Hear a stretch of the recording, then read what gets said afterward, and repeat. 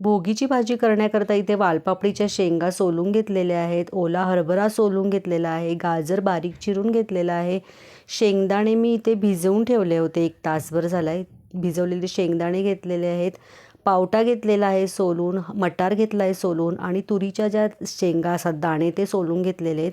त्याचबरोबर इथे बटाटा चिरून घेतला आहे आणि वांगं उभटसर असं चिरून घेतलेलं आहे. बटाटा सालासकट घेतला आहे आणि दोन्ही पाण्यामध्ये घालून घेतलं आहे म्हणजे काळी पडणार नाहीत.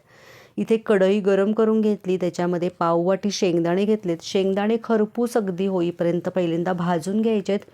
भाजलेले शेंगदाणे मी एका ताटलीत काढून घेतलेत. त्याचबरोबर इथे मी पाववाटी तीळ घेतलेत आणि तीळसुद्धा चांगले खरपूस होईपर्यंत उडेपर्यंत भाजून घेतलेत.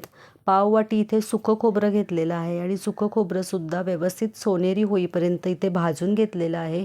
सगळं एका डिशमध्ये काढून पूर्णपणे थंड करून मिक्सरमध्ये याची पावडर करून घेतली आहे.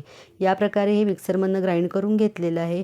त्यानंतर कढईत तेल गरम करून घेतलं, मोहरी घातली, जिरे घातले, कढीपत्त्याची पानं घातली, पाव चमचा हिंग आणि हळद घातलेली आहे. इथे सगळं मिक्स करून घ्यायचं आणि त्यानंतर आपण ज्या भाज्या चिरून किंवा सोलून घेतलेल्या आहेत भोगीच्या भाज्या, त्या सगळ्या ह्याच्यामध्ये घालायच्या. भोगीच्या आदल्या दिवशी या सगळ्या भाज्या आपल्याला विकत बाजारामध्ये मिळतात. एकाच ठिकाणी सगळ्या भाज्या उपलब्ध होतात. ह्याच्यामध्ये बोरं आणि ऊससुद्धा काही जण चिरून घालतात. मला आत्ता इथे मिळालेलं नाही आहे.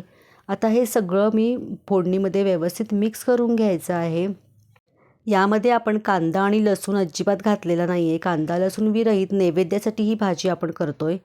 चवीनुसार या भाजीमध्ये मीठ घातलेलं आहे आणि पुन्हा व्यवस्थित सगळं मिक्स करून घेतलेलं आहे. त्यानंतर अर्धा चमचा ह्याच्यामध्ये धणाजिरा पावडर घातलेली आहे आणि त्यानंतर शेंगदाणा, तीळ आणि खोबऱ्याचं आपण ग्राइंड करून घेतलेली पावडर घालायची.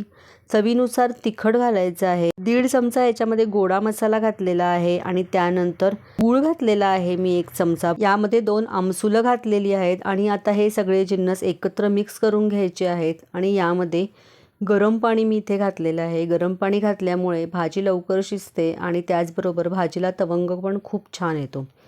इथे भाजीत पाणी घातलेलं आहे. वरतून पुन्हा भाजलेले थोडे तीळ घातलेले आहेत आणि त्याच्यावर झाकून ठेवून 15 ते 20 मिनटं ही भाजी शिजवून घेतलेली आहे.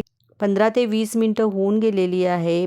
झाकण काढून घेतलेलं आहे आणि भाजी चेक केलेली आहे. भाजी अगदी मऊसूत व्यवस्थित शिजलेली आहे. वरतून कोथिंबीर आणि भाजलेले तीळ परत घातलेले आहेत.